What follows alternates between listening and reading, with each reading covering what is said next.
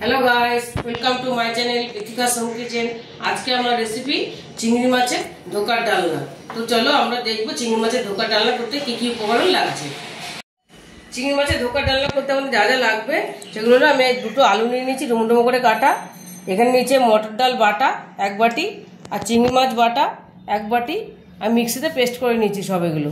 আর নিয়েছি পেঁয়াজ কুচি, টমেটো কুচি, গোটা কাঁচা লঙ্কা, এখানে আছে পেঁয়াজ রসুন আদা কাঁচা লঙ্কা একসাথে পেস্ট করা, আর নিয়েছি হলুদ গুঁড়ো, লঙ্কার গুঁড়ো, জিরের গুঁড়ো, ধনের গুঁড়ো, গরম মশলার গুঁড়ো, আর ফোড়নের জন্য তেজপাতা দুটো আর গোটা জিরে। তো চলো রেসিপিটা আমরা শুরু করব।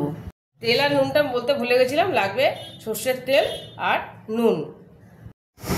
সবার প্রথমে আমি চিংড়ি মাছের মধ্যে মশলাগুলো মিশিয়ে নেব।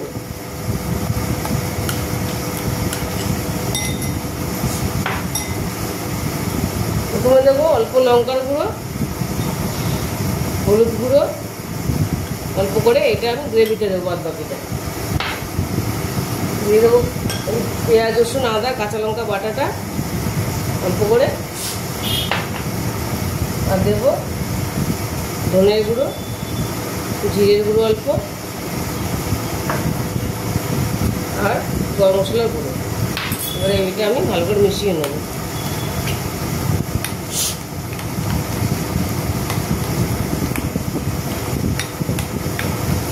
আর দেবো নুন।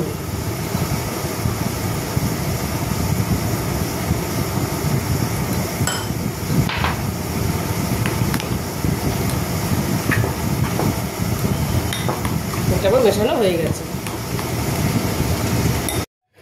কড়াইটা গরম হয়ে গেছে, আমি এর মধ্যে সর্ষের তেল দিয়ে দেবো, অল্প করে দেবো। এটার মধ্যে আমি ধোকাটা রেডি করব। প্রথমে অল্প তেল দিয়ে দিলাম,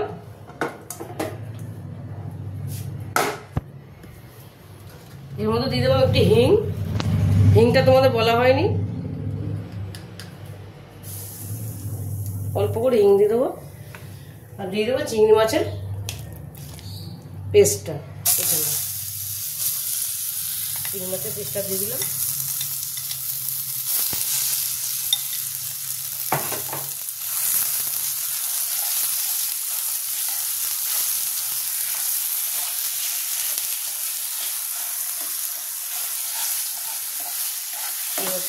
এবার আমি দেবো একটু নেড়ে, তারপর আমি ডাল বাটাটা দেবো।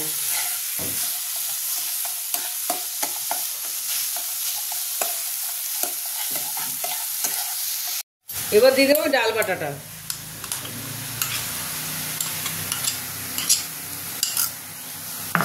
ডাল বাটার সঙ্গে ভালো করে এটা মিশিয়ে নেব।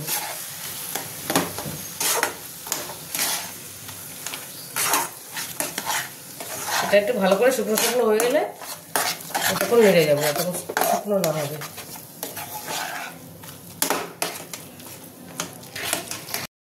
ধোকার ইয়েটা আমার রেডি হয়ে গেছে, ডোটা। এবার আমি একটা থালায় তেল মাখিয়ে নেবো। এটার মধ্যে আমি ধোকাটা নামাবো। তো তেল মাখিয়ে নিলাম।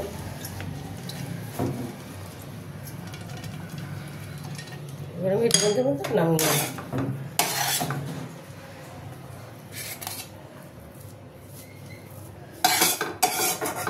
এটা আমি এবার সেট করে নেবো ভালো করে।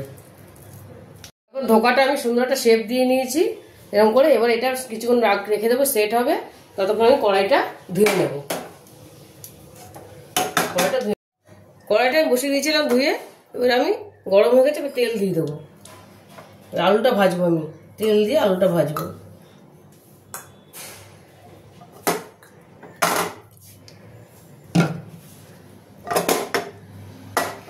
এবার আলুটা ভেজে নেব।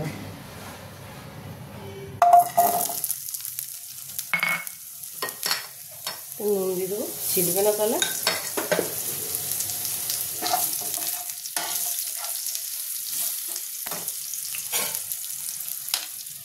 আলুটা লাল করে ভেজে নেবো। আলুটা ভাজা হয়ে গেছে, এবার তুলে দেবো আলুটা।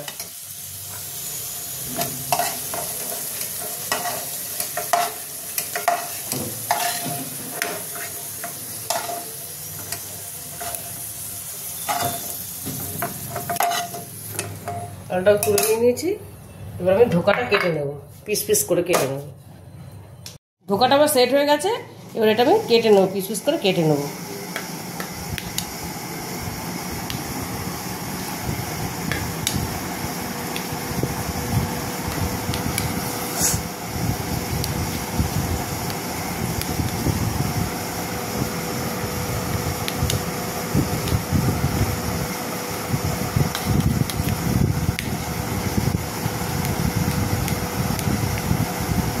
ধোকাটা আমি এবার সুন্দর করে কেটে নিয়েছি। ধোকাটা আমি এবার ভেজে নেব তেলে।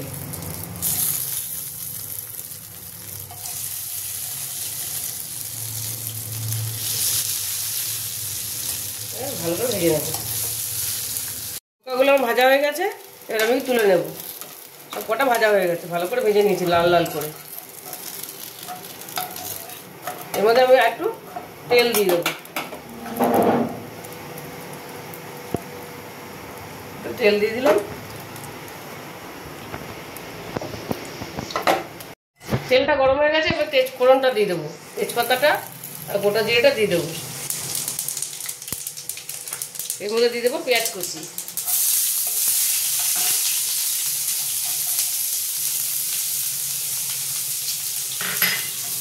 পেঁয়াজটা লাল করে ভেজে নেবো। পেঁয়াজটা আমাদের ভাজা হয়ে গেছে, এর মধ্যে আমি এবার পেঁয়াজ বাটাটা দিয়ে দেবো। পেঁয়াজ, রসুন, আদা আর কাঁচা লঙ্কা বাটাটা দিলাম।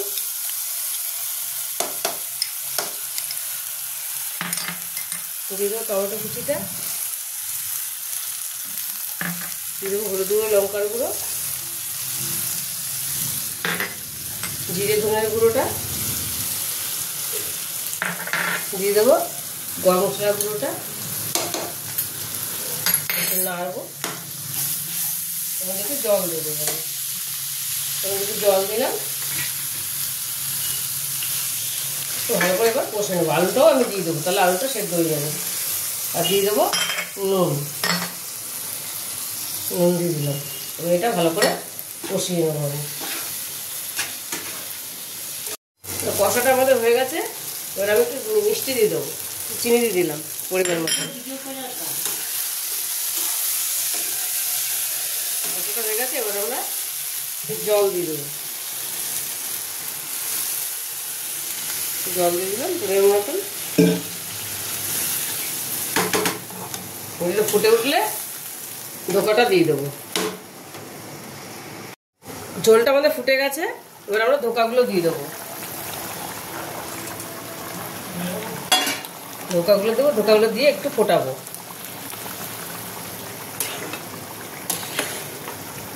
সেদ্ধ হলো ধোকাটা, তারপরে নামাবো আমরা।